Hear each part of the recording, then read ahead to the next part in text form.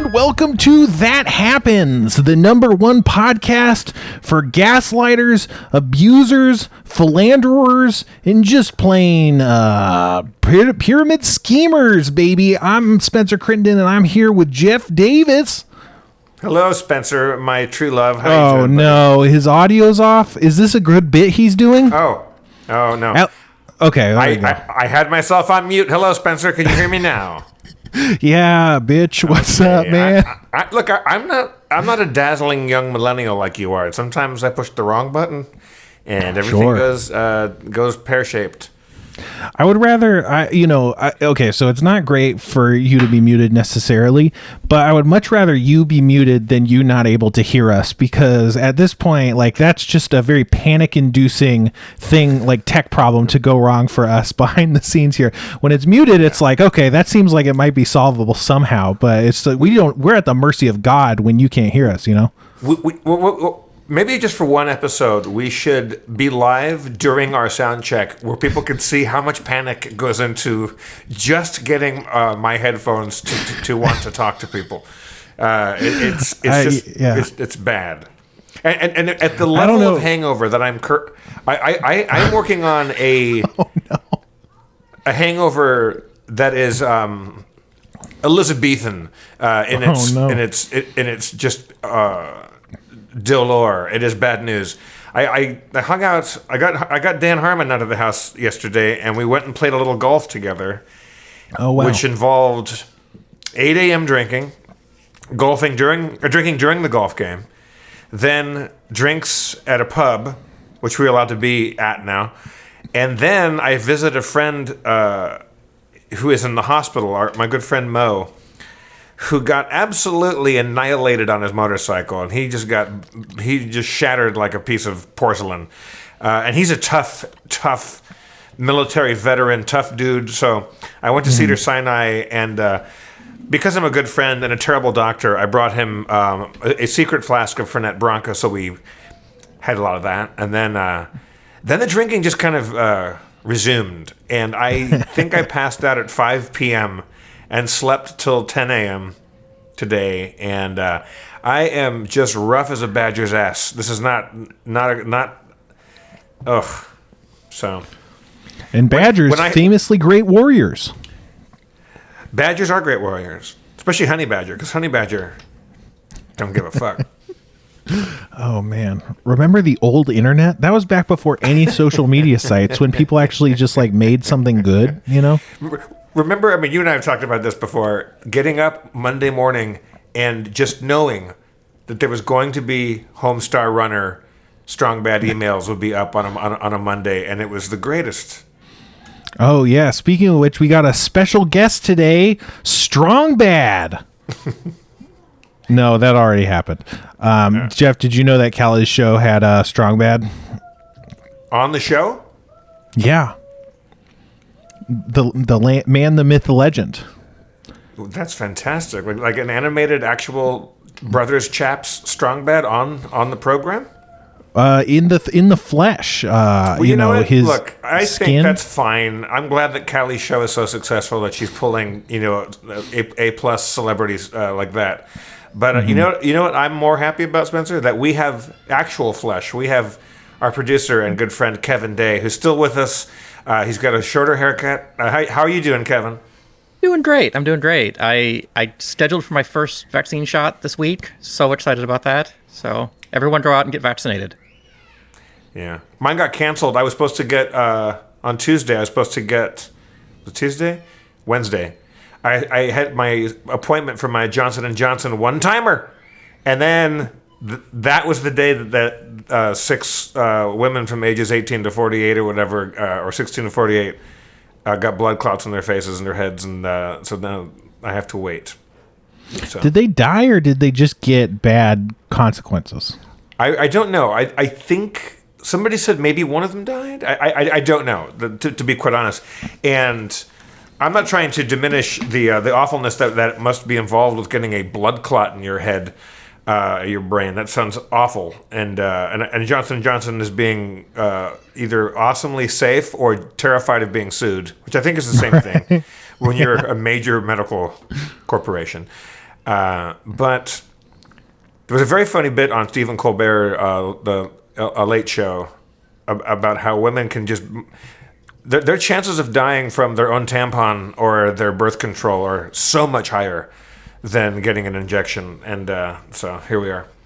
Yeah, I mean, 2 people died in a self-driving Tesla accident. You're not going to see that taken off the world anytime soon. That's just, the consequences of living in society. Or, you know how many people cops have killed in the past, couple months? We're not going to stop police.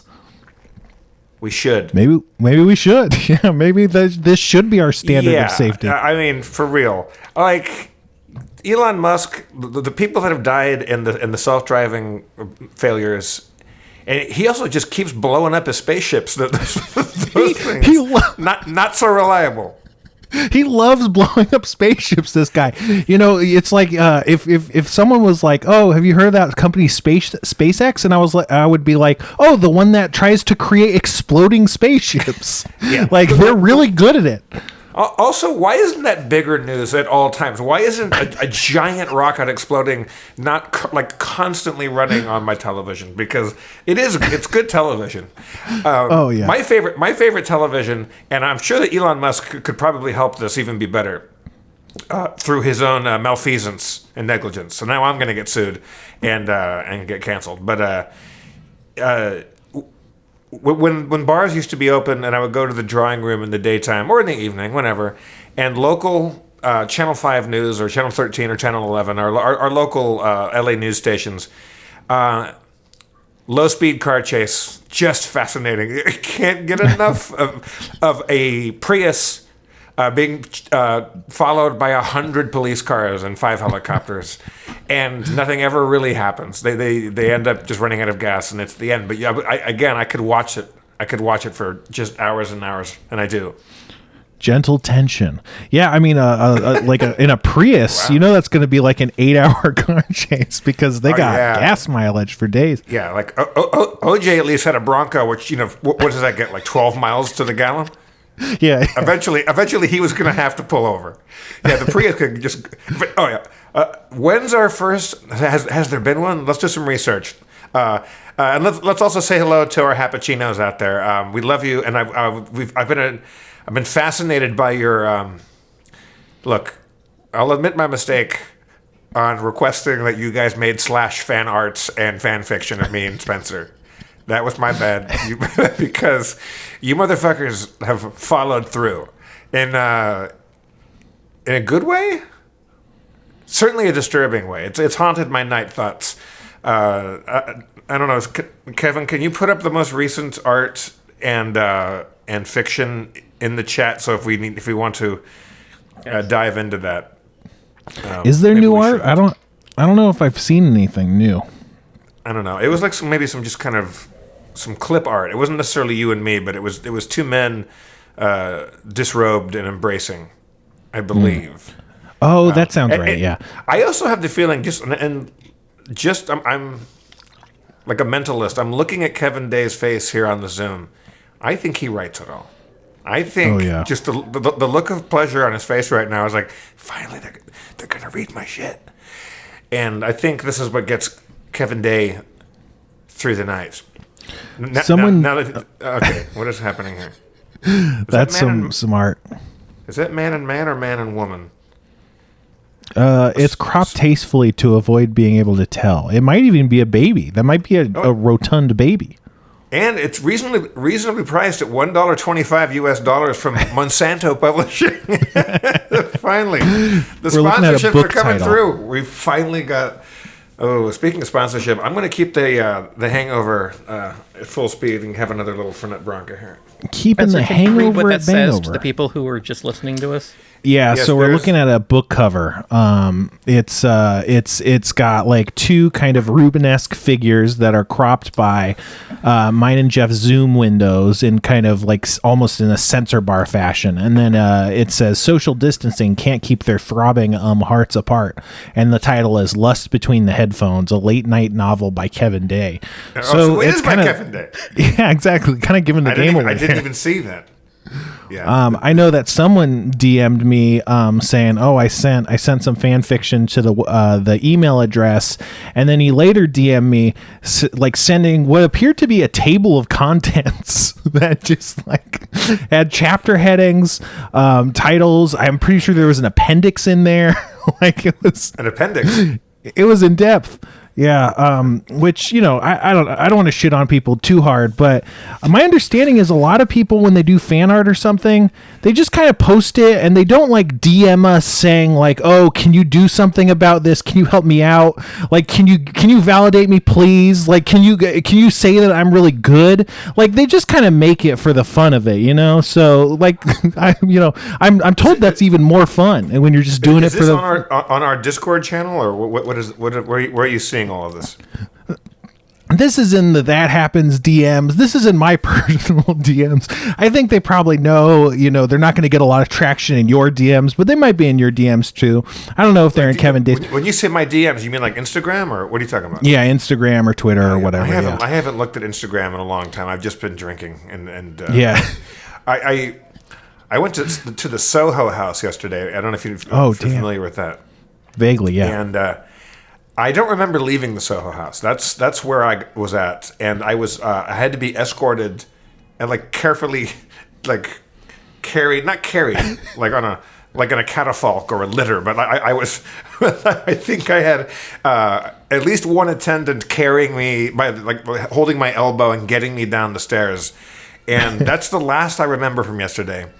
And this morning I woke up, and you ever? No, you're not a drinker. Do you ever get so hungover? Kevin, you don't really drink either, do you? No. I just pretend we drink. Though. Yeah. You little teetotalers. You can be so hungover that nothing sounds good, including water, which is the one thing that you definitely need. And the idea of just opening your mouth and putting anything back in your system, because your body I think your brain has told your body, you're bad at that. Stop making decisions about what goes in the mouth.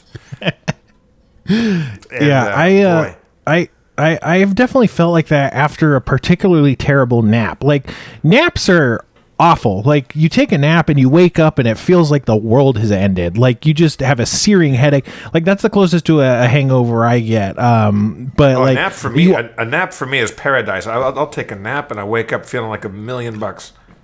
I've never felt like $1 million after a nap. I've only felt utter regret and ill health. How long are your naps? Like, do you have it? Do you set an alarm, or you just like let your body do the alarming? I try to set an alarm, but it doesn't usually take. I usually sleep between 1 and 4 hours, usually 2, like I'd say. But I always wake up with a headache that never goes away until I go to bed for the night. It's awful. I don't know. I must be doing it wrong. Yeah. Well, have you tried drinking too much? Yeah, a couple times. Yeah, it makes napping easier. I remember the first time you and I went to a bar together. You got a little drunk and you were hilarious. You were doing the trick where you tuck the beard up into your glasses. Oh, yeah, the beard. I call it beard bane, and then you talk with the Bane voice. I was born in the beard. All of us are wearing these iPad earbuds Max. Is that what they're called? Oh yeah, maxed. I think they're called iPads maxed out. And we all look like there's a Zoom audition for Princess Leia, like male Leias. I was gonna say Lobot, a weird background character from Star Wars. Yeah. Yeah. There is a Lobot kind of thing going on. That was from Empire Strikes Back, right? He was I almost said Arsenio. I meant Lando Calrissian. That's a better look. I'm not. I love Billy D, but if Arsenio, if we could make a shot for shot remake and just insert Arsenio Hall as Lando Calrissian, I think that would be good fun. Oh yeah, when Vader alters the deal, he would just alter it right back. I was at an audition once at is it Fox? I think it was at Fox Studio for some job I didn't get. And I look at the sign-in sheet, because often you'll see somebody that that's either in the room or has been there before you that day. And above me on the call sheet was Billy D. Williams. And Like, but he was like, there were 5 people in the waiting room, and he was the 6th up on the list. And I was like, oh, God damn it, Billy D's in the fucking room right now.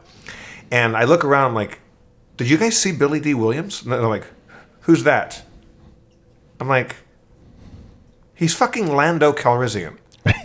And he came out of the audition, casting office room, and I made sure that he had to pass by me, like I was near the doorway, so that I would get to say hi to him. Mm-hmm. And he looked great, of course, because he's fucking Billy D. Williams. And when he's not selling you malt liquor, he's fucking. He's kind of making mistakes, and with teaming up with Darth Vader when it suits him, but then he makes up for it by selling you malt liquor. Right, yeah, by selling. Oh boy, Colt 45. Have you ever tried that? I don't think here's so. Here's something that one mustn't ever do. Don't, when you're a junior in high school, leave a 40 of Colt 45 malt liquor in the trunk of your Volkswagen Scirocco on a hot California summer day, and then go out at lunchtime and pound it. That's something that you do not do. I know this from experience. So Billy D comes out of the room, and he walks by me, and I go, how'd it go in there? And he goes, I killed it, baby. I looked around like, nobody knows who this guy is. I was so mad at the people. They weren't that much younger than me. I'm not so old that Billy, I feel like Billy D. Williams, just the name alone is the kind of name that if someone says it as if that's a person, like it's like, oh, I'm sure that's a guy. Like it's not like, what do you mean, John, like Flecking? Like I don't know. I'm not supposed to know anyone named John Flecking, but like Billy D. Williams, Yeah. It just sounds like somebody that you ought to know. Yes. Also, every line, I love him in Empire Strikes Back because everything he says, no matter how innocuous, if it's just conversational, everything he says with the delivery of a man who's trying to get laid. He's you're gonna give him a blowjob in the parking lot because he says it so sexy. He's like, they must have heard about my little maneuver back at the Battle of Tanab. Like that, that's a great delivery because everyone, like an Ugnaught is just going to start fucking him right there or get fucked. That's right, Ugnaught. Look it up. Today's show is sponsored by Ugnaught. Ugnaught. Try one today. I don't know what it is. And what was an Ugnaught? I think they weren't they just kind of the workers in Cloud City? Weren't they just kind of like mining the What did they mine up there? Not clouds. They mine some sort of, I don't know. Gas. They love gas. I don't know. I'm actually not a big Star Wars guy. It sounds like you might know more about Star Wars. Will you look up what the main commodity or product was in Cloud City? I think they mined. Fuck. I don't know. I used to be the not number one. I was really into the early Star Wars trivia. Or Tabana gas mining. Yes, thank you very much for that. And he wore like a periwinkle, or kind of a lavender robe. Billy D. It was good. It's good stuff. Yeah. And there was my friends from high school, some Latino friends of mine who were in an awesome band. They're not all Latino in this band, but a couple of them are in a really bizarre high concept or very low concept death metal band, like grindcore band called Crom, which is the name of Conan's god. Crom with an umlaut, not an Ugnaught, but an umlaut. And they one of them wrote an article in a magazine, and I want to say the magazine was called Race Trader. Am I making this up? It sounds like I'm making this up. But they said that there's only 2 Latinos in the first trilogy of Star Wars. Mm. In Empire Strikes Back, there's a scene where, I don't know if it's a bipod or the X-Wing, if it's Luke going off an X-Wing or if it's a Millennium Falcon, something takes off. And there's a dude that has a mustache, and he's standing in a tower, and he just watches it. He's way in the distance, but he has a nice, Latino, Zapata kind of mustache. So he's the only Mexican in the movie except for Chewbacca. And the whole article delineated the reasons why Chewbacca is Mexican. And this is not my... Because if you look at him, Chewbacca does have kind of a full-on mustache, even though he's covered in hair. He has a pronounced, very fucking Latino, fucking cholo, mustache. Yeah, there's those background. There's the right Chewie's that's a restaurant, Chewie's. But there's a background shot where he has a big sombrero. What? In his quarters in the Millennium Falcon. No, everything I say is true. No. What else makes him Mexican or Latino? Chewie is a nickname for Jesus. Yeah. He's brown, and as my friend Andre points out, again, this is not me writing this. He's a mechanic, and he never fights alone. if you grow up in East LA, and you get jumped by a Latino gang, it's never just one-on-one. It's you against 7 of the Cactus Bunch, in my experience. So yeah, well, they probably want to win at jumping. Yes, you don't want to lose at jumping. A skinny white boy that didn't do anything wrong. I mean, I've made my transgressions, but holy shit! And I think the first time you see the cockpit of the Millennium Falcon in the first one, or Episode 4, New Hope, whatever, 1977. When Chewie sits down in the cockpit, he hits his head on glitter dice that are hanging from the dashboard, from the top of the cockpit, for real. Then you never see them again, but there are hanging dice like he's in a lowrider from Whittier Boulevard. So right, I think those get referenced or something in the Solo prequel movie. I believe I never watched it, but I think someone mentioned that. I gave up on Phantom Menace. That was my last fucking. I cared about Star Wars so much, and then I saw that movie. I'm like, fuck you. What didn't you like about it? Because I didn't like it either. I'm just curious. I think I've talked about this before, and that should be the name of this podcast. I think I've told the story before. I went and saw it by myself. I was very excited about it, and I went to Universal City Walk, and to the Universal theaters up there, and I was by myself, on a matinee, which I like to do, and there was I would say 8 or 9-year-old child, a boy, sitting with his mother. Or I'm assuming his mother. Could have been just some sort of awful, December, May romance. And the kid was instantly on his Game Boy. It couldn't keep his attention for 5 minutes because they go into a chamber and talk about financial sanctions on embargoes, shit like that. Oh, really? And it's I was watching it through an 8-year-old kid's eyes. If you can't fucking entertain him with a Star Wars movie, you've got it all wrong. It was just bullshit. I mean, and Game Boys back then didn't have backlights. You had to that was just you were just this dark LCD screen, looking at a regular ass calculator. You really can't. You can't even see what is going on there. When I was a kid, to be capturing his attention. When I was a kid in the 70s, if you bored me in the theater, I just had to turn the calculator upside down and write boobs. That was sexting. That's what we did for sexting. That was back in our proto sexting. That was very funny. Never not funny when you write boob, because you. Oh yeah. Yeah. We would write boobless. Which you could. I don't really know what that means. I mean, I know what it means, but it's why is that? When does that ever come into play? When do you ever have to label something as being boobless? I don't know. You're probably bullying some girl in the class. Bad. Yeah, we never did that. We would never bully anyone.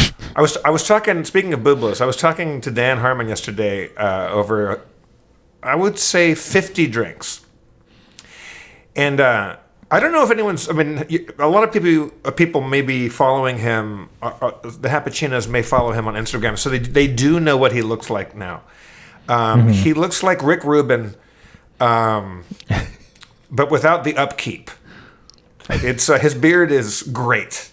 And you see it in person, you really want to just get in there. But I'm afraid. And we were talking about, I was explaining to another friend of ours the names of Dan's friends from Milwaukee. And one of his friends' names was, I don't know if it's Dan or Dave, Booblets. Booblets. Oh no. That's like, I don't know. I don't think that, also another friend of his name, Mooshitz, Tom Mooshitz. And then Bert, Rob Schraub had a adolescent crush on the first girl in his school in, where is he from? Like Red Deer, Wisconsin? Like some two-horse town. At least one deer. Her name was Missy Poppenfuss. It's like, Poppenfuss. I think it was not cool of the immigration services at Ellis Island to rename everybody that came from a foreign land, and we couldn't pronounce their names. But I think, like, if you let your kid go to school and the last name is Mooshitz, you're basically saying you're going to get your ass kicked all the time. But then again, maybe not in Milwaukee, where everybody's name is nuts. Dan Harmon is the only person I know from Milwaukee that doesn't have a crazy name.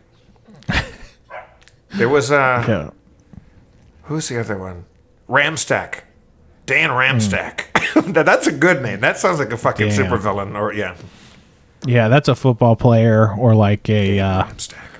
the name of just a train. You could name a train Dan Ramstack. From Orange County, California, everybody I know was named Craig Anderson. that was as exotic as a name could be. Like Jeff Davis was almost like an exciting exotic name, comparatively. Yeah. It was the name of, it was a southern name for them. True. Yeah. And awesomely, they're tearing down all my statues that have stood for 250 years or however long. I saw they just put a there's a place where they ripped down the statue and they put just a toilet there on the little pedestal. I think that was Jeff Davis. I think that was a Jefferson Davis statue, and they turned it into a potty. The Confederate potty. I think it was the part of the Confederate potty. That took me a little bit. But speaking of which, we should get into some news, Jeff. What's it? Kevin, do you have our news theme song, or how do we do this now? I would be surprised if he did, but he's doing something. Oh shit! Listen to that. And now it's the news. Oh, that's right, Jeff. It's the news. It's Spencer's News Corner, and in today's news, the Nazis are at it again. Oh, god damn it! It's like history repeating itself all over again. Every week, Jeff. No, but recently there was a series of like white pride rallies or something that just all bombed. So I wish they were bombed. You know what I'm talking about? Talking about terrorism against Nazis. Right. But just no one showed up. Are you saying that they screwed the putsch? I'm saying that they screwed the putsch. I don't know exactly the joke, but I'll just go with it. Like the Bear Hall putsch that youngish Hitler was involved. A putsch means something like like a brawl or a kind of a coup kind of situation, an armed insurrection or whatever. And I just wanted to say screw the putsch. It's a good joke. I didn't know that was pronounced that way, so that's what threw me off there. Putsch. I was sitting in a German tavern, which I'm not going to tell you what it's called because I don't want you there. I like to sit there alone, and now I get to sit there in a booth all by myself and have some pretty slamming potato pancakes. And the women that work there, they're mostly women, are largely large and German. And there's a little plaque on the wall, and I asked them, like, it's a little bronze plaque, and I asked Sylvia, one of the workers there, I said, "What does that mean?" And she's like, "I've no idea what that means. I've no. It has to be in some northern dialect. Like it's not German. It's maybe it's like up Hamburg or like it's a northern, like whatever the Gaelic of northern Germany is." I talked to my friend German Elvis in Las Vegas, and Did we That's never too have many things. That's too many things. You can't be German Elvis in Vegas. Elvis Lederer. Was he never on Harmontown? I don't think so, but He's I don't know. an extraordinarily talented guitar player and musical director, and also really funny. And he's lived in America for a very long time, but still has just a delicious. Where is he from? I forget what part of Germany he's from, but he goes. It sounds very northern. I'll have to look that up and see what it is. And he calls me back, and it rhymes in German. It does not rhyme in the English, but the little, very well engraved bronze plaque that has been on the wall for longer than the owner has owned the restaurant. He's like, that was here before I got here. I have no idea what it means, and he's German. Mm-hmm. And it loosely translates to cold feet and a northern wind give you a wrinkly ball sack and a tiny penis. Wow, that's Why great. I really was hoping that was, or not hoping, but I was really expecting something much darker, like something horrible. Right. So I'm glad it was just lovely. But I think I've spoken again. The name of our podcast is, I think I've told you this story before, but I told you about going there on Hitler's birthday by accident, and there were Nazis celebrating the birthday. Oh no, that's in 2 days, Jeff. We can go back and see what's going on. Wait, is it 4/18 today? It's 4/18, Jeff. Yeah, okay. Because one lovely spring day, I go into the to this tavern. It's one of the oldest German establishments in Los Angeles, and there's a bunch of old people. Not a bunch. There were like two sitting in the one corner, two or three sitting in the other corner, and two old men at the bar, and they were all quite old. And they kept sharing these very somber shots together, like schnapps. And they would all make eye contact, and they'd all look around. And it happened 3 times. Like one table would buy for everyone else, and the other table would buy for everyone else. And I'm like, where's my shot? I was just the only non-old person sitting in there. And I asked the waitress, she came by, and she's in a dirndl. And I ordered another beer. I'm like, what's the occasion? I assumed it was, like someone they knew had died, because they were of a certain age. And guess what? I was right. She looks around and quietly says, it's Hitler's birthday. I'm like, no. And she's like, every fucking year. And she's like, we had to tell them a couple of years ago to cool it. Because it was a fucking Hitler hoedown. Like everybody was singing songs and papaing, and it was like rocking. So I was there today, and there's only about 2 or 3 of them left, I'm told, of the old guard who are old enough to be, I'm going to say, in the Hitler Youth. Sure. Because Hitler's birthday was the number one holiday. It was Christmas and Mardi Gras and New Year's Eve all rolled into one. They still celebrate it, but they do it in quiet fashion now. And they're all dying off, but there's still a few old fucking Nazis. They're at it again. They're at it again. They really are, and that's why we have this ceaseless coverage of their movings and shakings. I'm gonna say, what is it now?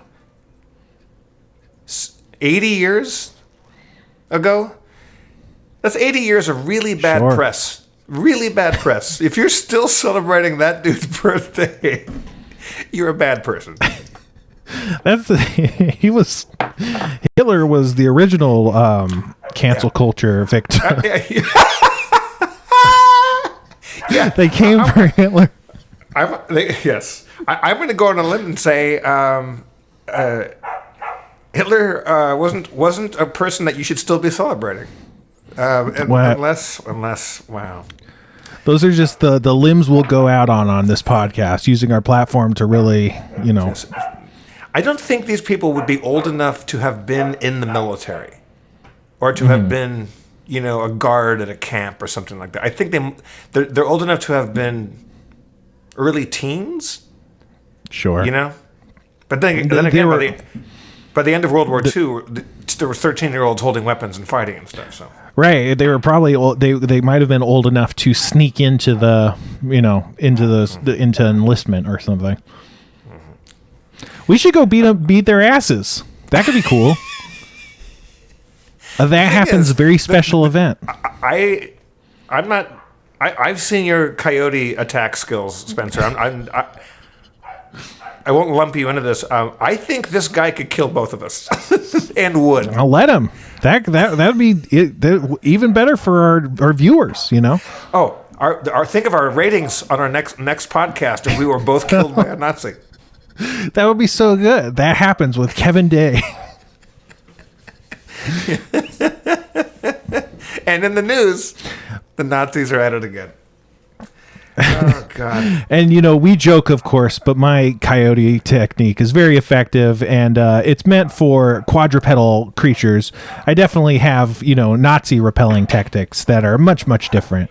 But, it's all in good fun. We're having fun. The thing is, I love telling bad jokes, and I don't think you should tell racist jokes or Nazi jokes because they're insensitive. So I'm not going to, but I have about 5 Hitler jokes I'm not going to share with you as the public. Mm-hmm. What's the first one you're not going to share? I'm not going to. Okay, here's one. No, they're only funny if you tell them to other comedians at the end of the night. You don't tell them on a show that where people will say in podcast news, Jeff Davis Nazis jokes are at it again. I mean, you know how Hitler tied his shoes in little Nazis. That's the only one I'm going to tell you. The other ones are a little insensitive. I was thinking it was like streusel related. I don't know why I went there. Streusel. Well, we love streusel, don't we, folks? But you know what we love more than streusel is the ads that support our podcast, Jeff. Let's take a listen to a couple of those, huh? Let's take a little ad break where Spencer and I can kick off our podcast equivalent of shoes and delight you with whatever company that we are endorsing currently. I love wearing gym socks, but they really chaps my bunions. Hello, I'm Adolf Hitler for Monsanto. Monsanto, we'll see you in the gulags. Did Nazis have gulags?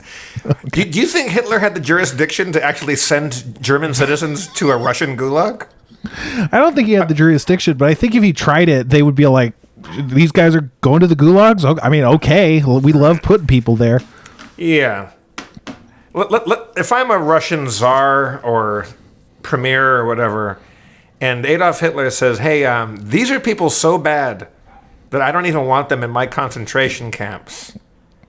Send them to a Siberian gulag. I think as a real Ivan the Terrible, I'm gonna go hand him over. Like we'll sort that out. Yeah, or like give him a present, depending on what they got a present for. It might be like, oh, this guy, they must have hated him. We could use this or something. Because that's if you're a smart Ivan the Terrible or whatever Stalin. And Hitler says, as an enemy, he's not even an ally. It's like, hey, take these guys, and he's like, okay, yeah. Is he a really dangerous, homicidal, crazy individual? Yeah, you flip him and you send him right. You teach him Russian, or I don't know. I don't know what you do, but you send him back in there and you use him. You flip him, and you send him back in, and then you're definitely doing something. I'll tell you that much right now. Are you telling me nobody could kill Hitler? I know a few people tried. I know a few close allies. I mean, like part of his entourage and some officers did actually risk their life and got shot and hung for it, for trying to do it, and hooray for them. But really, I don't think most of Europe was really trying that hard. I don't think it was a real priority. Yeah, I think it was like there was a bunch of people that probably were like, this is so risky. I don't want to go full bore at this. I think a lot of people could be assassinated, but you have to get someone who's like, yeah, I'll go to prison for life for this. That's fine. And that's kind of, that's a hard guy to find. Nobody wants to spend 3 days tied to a chair at a Gestapo prison. That's nobody's idea of a good time, but some people did. Like when I did some USO shows, with Drew Carey and the gang, we went out and performed for troops in the desert after 9/11, and they would show us the incredible spying capacity they had. They didn't show us everything. There's things they couldn't show us. They would turn off some computer screens because that was too sensitive or whatever. And they just kept showing stuff. I'm like, and you can't find Osama bin Laden. And they all will kind of smirk and go, not my department. And everybody would say that, we can listen to you through your phone that is hung up, your phone that is not on. We can hear you. And it's like, and you cannot find Osama bin Laden, not my department. I think if we wanted Osama bin Laden, 4 or 5 years before he actually got it, we had him.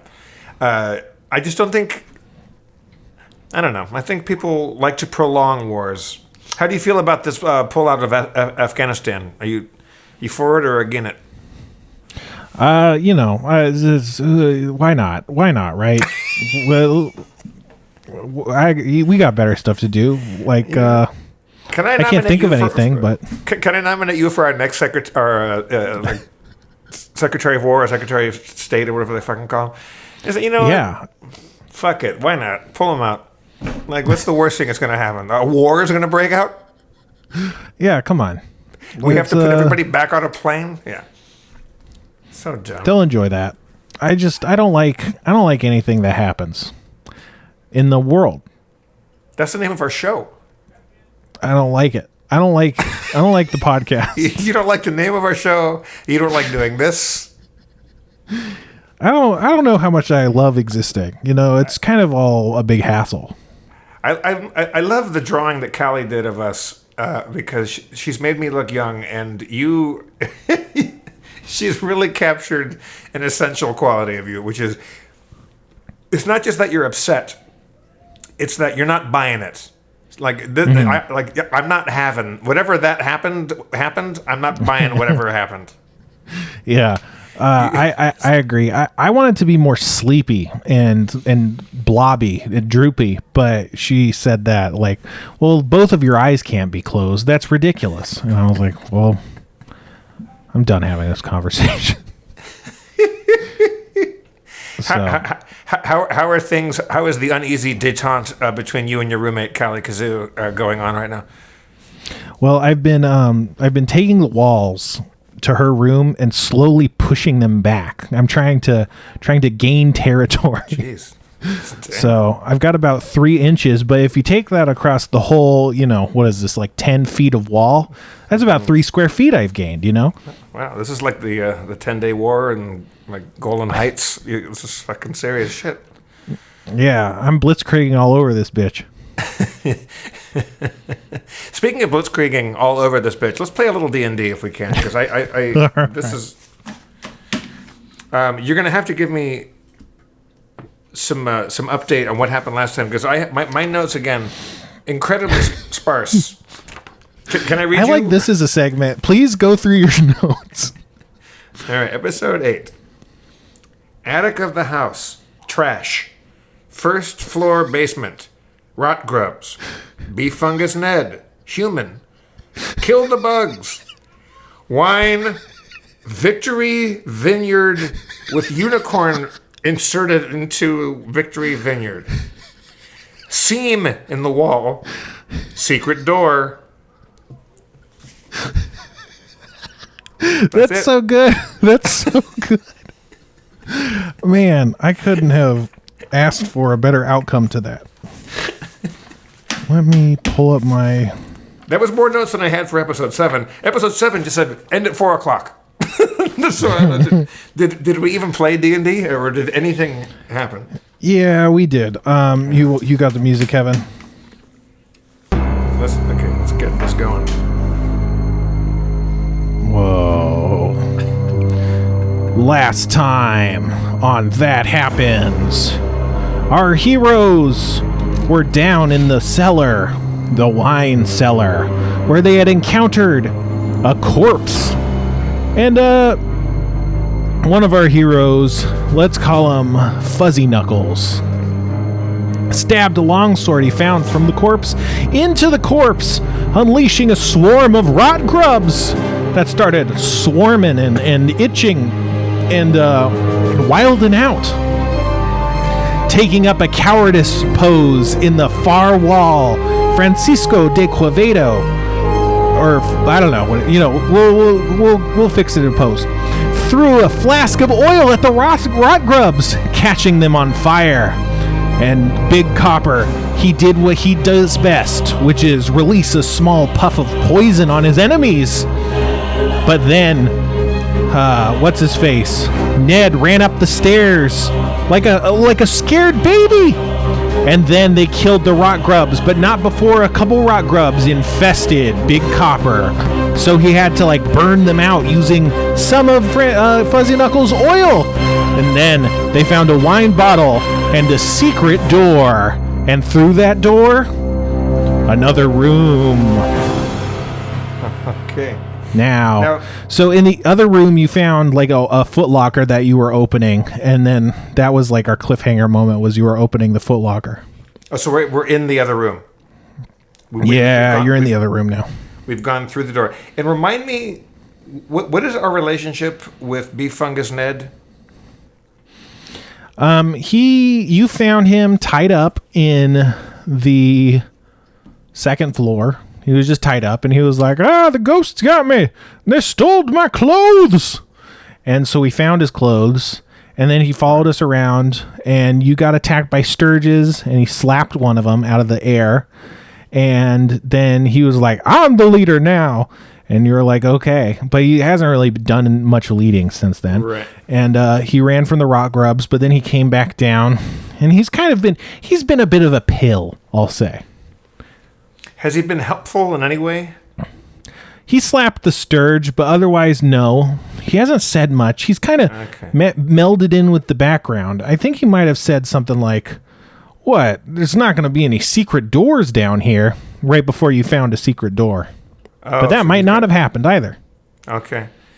So I go examine the footlocker. All right, so you had just unlocked it using your thieves' tools, if I recall correctly. So you pop it open, and you see a old child's book, a children's book that says Captain Sea Kitty and the Seas of Tomorrow. Whoa. And you also find a little pouch of, what do you call it? Of money. There's 7 GP and 15 SP, which is silver pieces. So, not a ton of money, but a nice little bit of money. All right. Should I put that on my sheet? Just if you want to take it. Yeah, of course. How much silver? 15. Where do I put this on here? 15 silver. And how much gold? 7. Okay, I take that and I hold it up and look at everybody, and I put it in my pocket, and to see if anybody is like, "Yo, are we gonna split this up?" And I just put it in my satchel or whatever I have. The Big Copper gives you a thumbs up, and Beef Fungus Ned is like, "I don't know about this, man." He's kind of like, "Oh, we shouldn't have did this." Is there anything else in the footlocker? Oh, the book. I examined the Captain Sea Kitty and the Seas of Tomorrow. What was it called? Yeah, Captain Sea Kitty and the Seas of Tomorrow. I try to pretend that I'm not excited, as I actually am, that there is a book about a kitty that goes to sea, because that's kind of right up my gangplank. So I examined the book. It's clearly a kid's book. It's meant, kids' books are pretty rare, so it's probably meant for the children of wealthy people. It's pretty simple, it's kind of in rhyme. It talks about how the sea kitty visits the seas of tomorrow and finds himself in the future, and you could see that there's several, there's a bunch of notes that are barely intelligible, kind of circles and underlines and stuff. Someone's trying to learn, you get the sense that someone's trying to learn how to read using this book, and they're relatively recent. They're not super old. So it's maybe in the past few months or something, someone's been studying this book as some sort of way to read.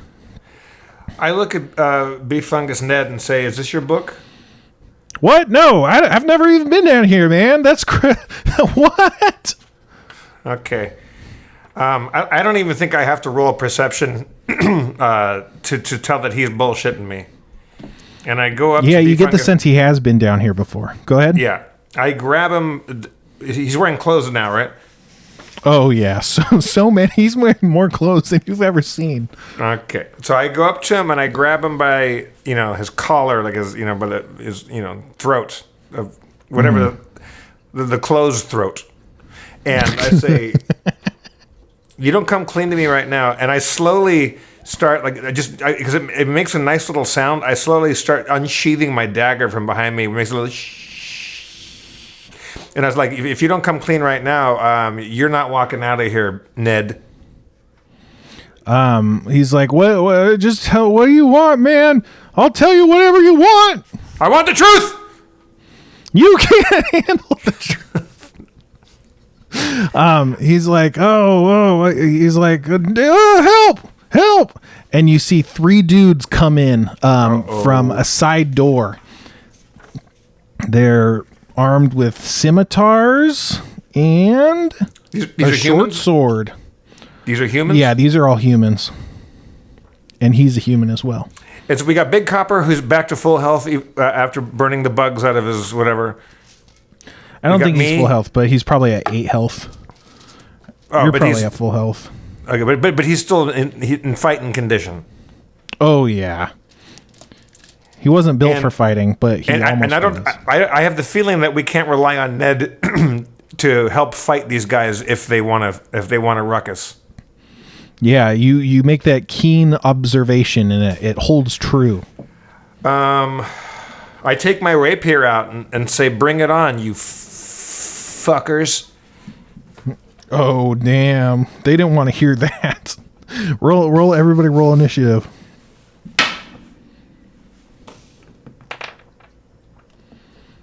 Okay.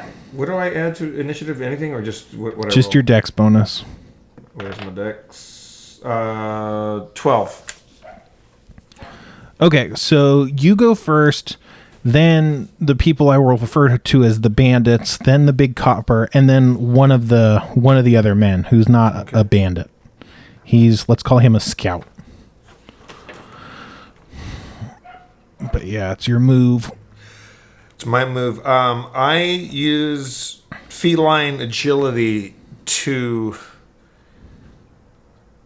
Well, is it darkly lit, or is it well lit in here, or what's the situation? It's lit by candles and a couple torches, so it's not well lit, but it's not dark, It's not like, camping outside with a couple torches or anything. It's more well lit than that. Okay, I use feline agility where I can move double speed for once, and I just go straight at the one nearest to me with my rapier and go for a lunging attack. All right. As you do that, Beef Fungus Ned winds up for an almighty slap, and he slaps you for 1 damage. What? As you move out of his range, he gets an attack of opportunity from you. Off of him. Okay, I turn around and slash him with my rapier. Okay. What is your roll? You already rolled, It's right? like if you're gonna slap me, like let's get you out of the way, Beef Fungus Ned. What am I rolling? An attack. That's D20. Oh shit. That's just 8. That's including your bonuses? My bonuses is, what am I using? My rapier? It should be +2 plus your... It should be, I think, +6. Yeah, so I rolled a 2, so that's a total of 8. Yeah, okay, yeah. Well, you miss him. He slaps you so hard that you're off balance as you whirl around and slash at him. Okay, all right. I'm going to fucking remember this, Ned.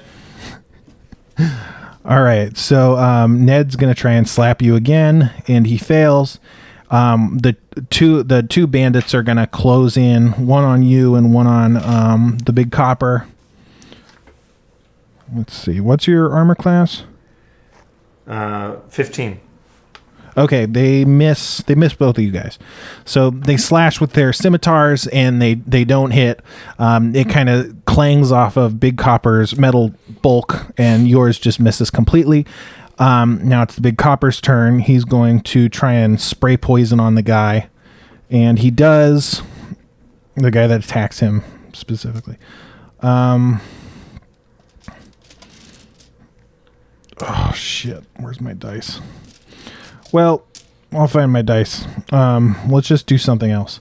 So then the scout is going to come up and he's going to try and attack you as well. And he's going to hit you with his long sword, or his short sword rather. So that's going to be 5 damage. Damn. Am I full health? Am I full? I think so, but I don't remember. Okay, so he cuts me where? Like, where do I take this damage? Right in your shoulder. Oh, fucking motherfucker. My turn? Yeah, and the bandit takes 3 poison damage. How big is the room, and what, like, describe the walls, and, like, is there, like, any chandelier, or, like, is there anything, like, what kind of room are we in? There's no chandelier. This is, like, it's an underground chamber, that is, it's made out of stone, like, it's carved out of the stone, and then there's kind of some like lime kind of like stone plates that are kind of like making it not so it's just rough hewn stone, but it's a long squared room. There's about 12 beds and a long dining table that's probably for about 12 people. The dining table is covered with what do you call it, like dishes, dirty dishes and shit.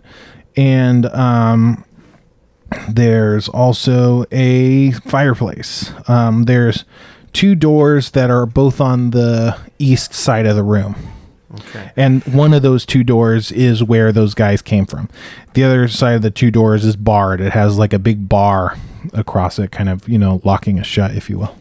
All right. Well, I take out my short bow and I just fucking fire it straight at Ned. No, I fire it at homeboy that just hit me with the sword. Okay, yeah. Roll it up. And that would be... So that's that with my short bow. And anything else, or just those 2? That should also, I think, be +6 from whatever you rolled. Oh, so just the roll +6. Yeah, 15. That will hit. Oh, wait, no, it doesn't hit. Oh, no, Shit. sorry. Unless you want to use your inspiration. Oh, I have an inspiration point?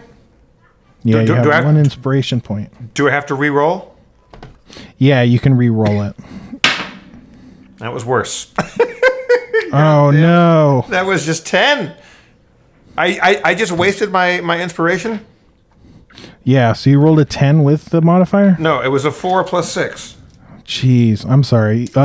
Let's hold on to... I guess you could keep your inspiration. I'm going to keep... Yeah, can I get a mulligan on that one? Let's get... All right. If we can give... to all the children who listen to that happens, I want to just make sure that you all take heed. Do not waste your inspiration. Yeah, they're tough to come by. I can't roll anything higher than a fucking 6. Uh-oh. I'm going to have you roll get for new me. dice. Can you... Yeah, Okay. this dice... suck. Oh, wait, I got another D20.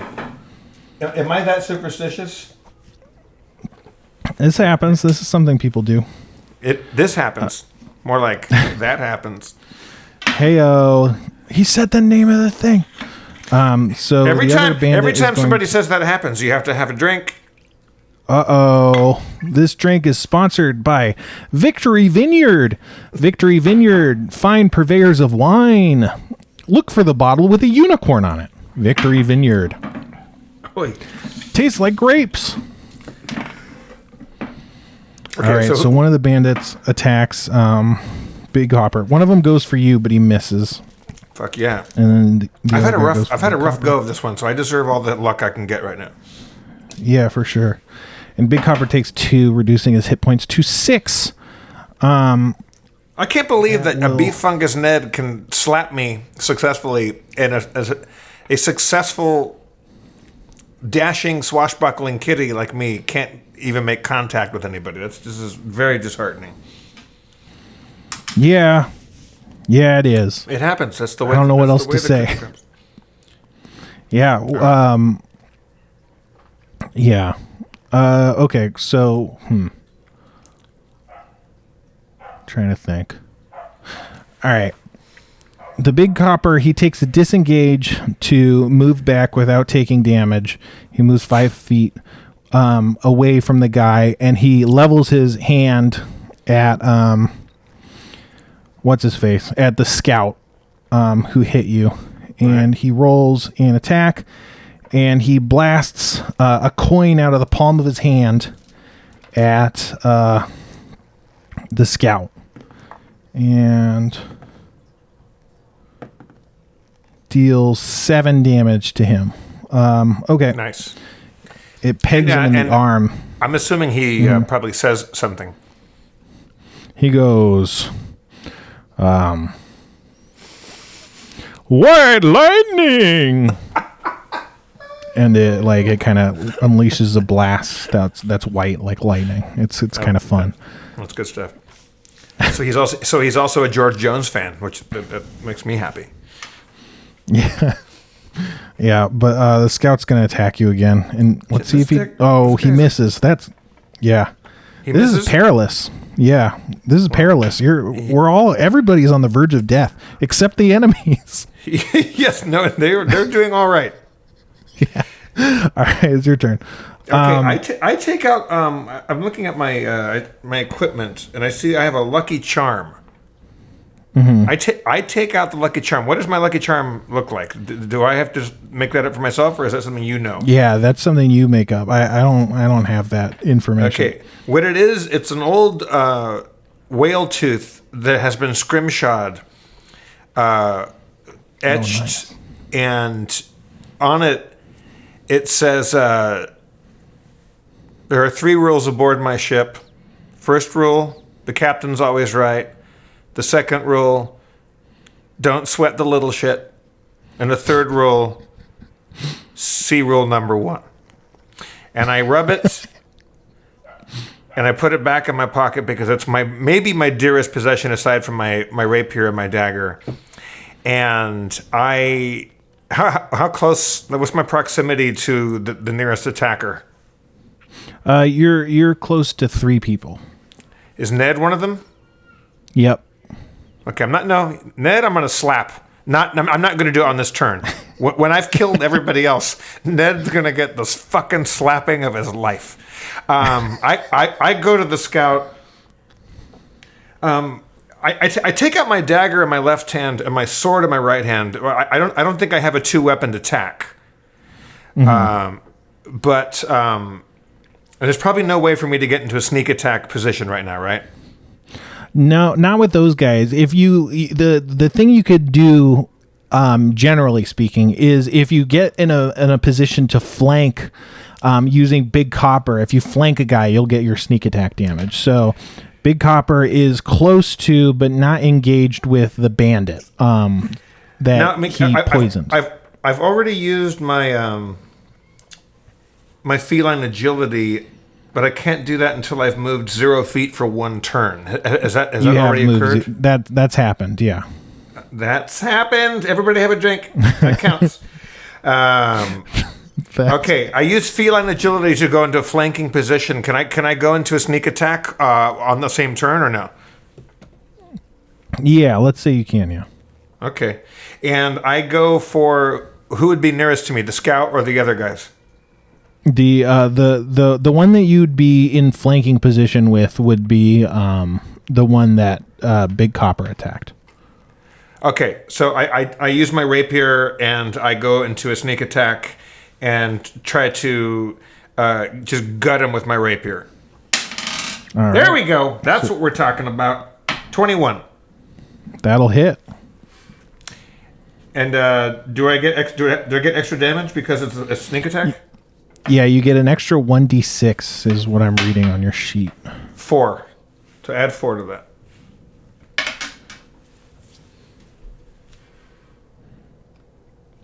So you roll 1d6 plus 1d8 plus 4. I roll 1d6 plus a d8 plus 4? Yeah. Wait, what'd you attack with? What'd you attack with? Your sword? My rapier. So I already added the 6. That was 21 with the roll. I rolled 15 plus 6, and then we've added. Okay, yeah. We've added 4. And that was the sneak attack damage? That was the Yes. 1d6? Okay, yeah. So now you roll 1d4. No, sorry, 1d8. Where's my fucking D8? There you are. 7! 7 plus 4 is 11, 15. Okay, so you slice him in half. His guts spill to the floor, and blood Fuck sprays you! across a bed, or two beds, in fact. So you like that? You enjoy that? I like that happened. Everybody have a drink. Hey, oh man, I ran out of my Mountain Dew Major Melon, the sponsor of this and every podcast. I will leave this in front of my fucking house for you. This is yours to keep whenever you want it. Uh-oh, has that been refrigerating, or is that warm? No, it's been sitting in my hot office all day. It was 95 degrees today. If you put it out today, I'll go get it right after we record. I'll go grab it right now. I'll leave it under the mat, baby. I'll text you after this. Okay, cool. Kevin, how are we doing on time? We got about 6 5 minutes. minutes. 5 minutes. Yeah. All right. Give or take. That's interesting. Okay, so let's see if we can finish this. Now it's time trials. So the bee fungus Ned is going to run up to you, and he's going to try and slap you. He trips over one of these beds and falls to the floor prone with his ass just straight up. Like, he looks pathetic. The other bandit is going to attack at Big Copper, but he also misses. And Guys, we're all kind of having a shit show, except for that one time where I cut a motherfucker in two. yeah, you cleft his ass in twain, bitch. He was cleft in bone weevil fashion twain. Yeah. So then Big Copper is going to try and spray a guy with poison. The guy definitely dodges out of the way. The scout is going to come up and try and attack Big Copper. Is that a 1 or a 7? That's so weird. It's a 1, but it's like cocked.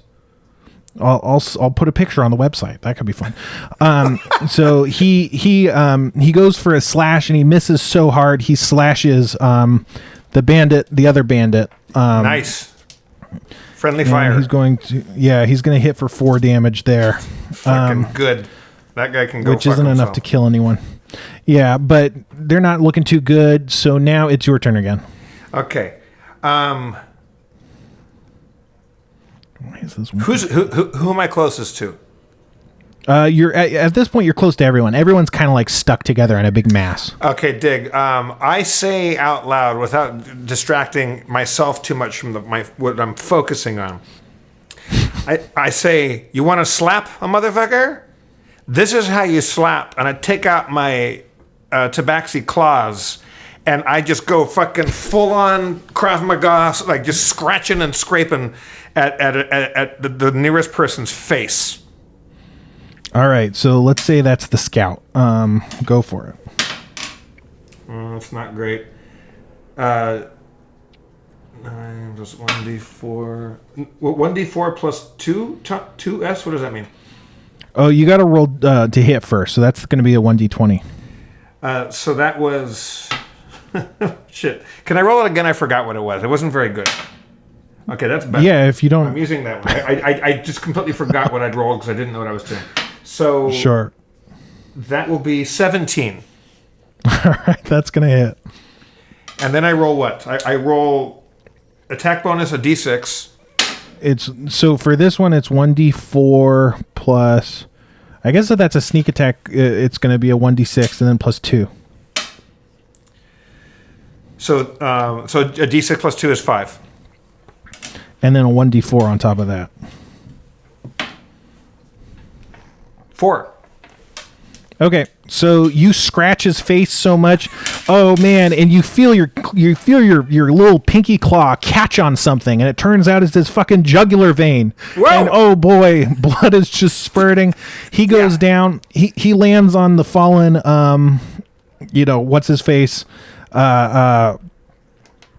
Ned, and then the other bandit who's been poisoned, he kind of doubles over and starts vomiting, and then he comes back up and tries to attack Big Copper, and he hits Big Copper for Big Copper can take that's it. 7. So Big Copper he gets slashed. A deep gash goes in his arm, and you can see kind of some of his hydraulic cords and stuff kind of sever.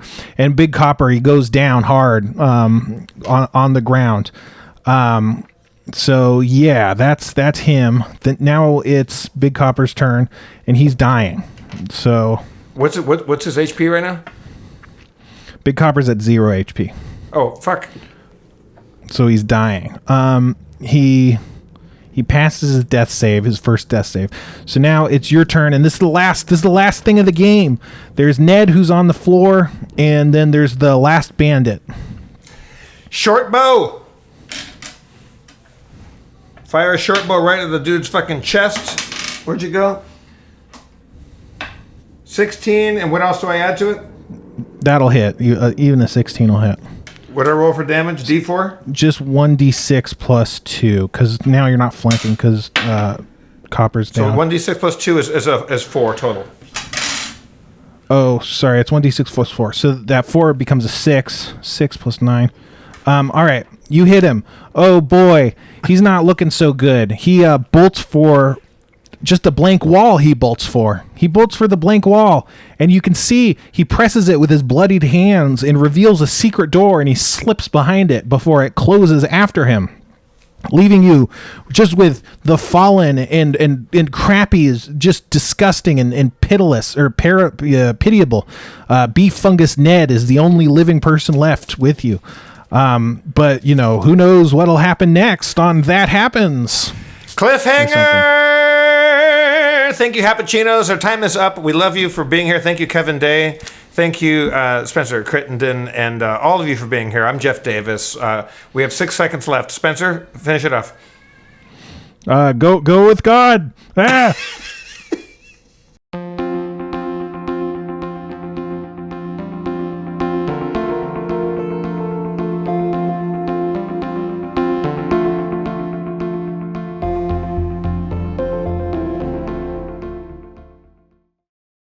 Starbane's Audio.